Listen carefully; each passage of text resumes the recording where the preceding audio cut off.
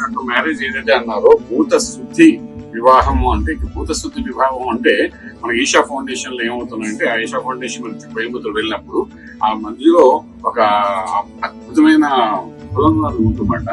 ఆ కొలనులోని ఎవరైతే స్నానం చేస్తారో, అదే అభ్యంగన స్నానం చేస్తారో, వారి శరీరం మొత్తం శుద్ధి అయినట్టుగా, పంచభూతాల సమేతంగా సాక్షిగా శుద్ధి అయినట్టుగా ఫీల్ అవుతారు. ఇది అక్కడ ఈషా ఫౌండేషన్ వాళ్ళు చెప్తుంటారు. సో అక్కడ స్నానం చేసుకున్న తర్వాత శరీరానికి శుద్ధి వచ్చినట్టు, ఆత్మ శుద్ధి వచ్చినట్టు ఫీల్ అవుతారు. అలా స్నానం చేసుకున్న తర్వాత వివాహం చేసుకునేదని భూత శుద్ధి వివాహం అంటారు. అటువంటి వివాహం వాళ్ళు చేసుకుంటారు. సమంత గారు ఆ డైరెక్టర్ గారితో, అంత వేరేం కాదు. సో ఈ ప్రాసెస్ అనేది ఈషా ఫౌండేషన్ లో తప్ప ఇంకెక్కడ లేదండి. సో దీనికి విశేషంగా చెప్పుకోవడానికి ఏమీ లేదు.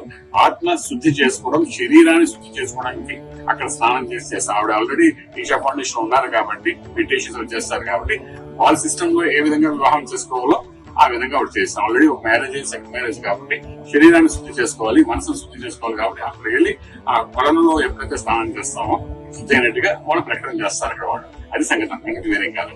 శుభం బియ్యాలి.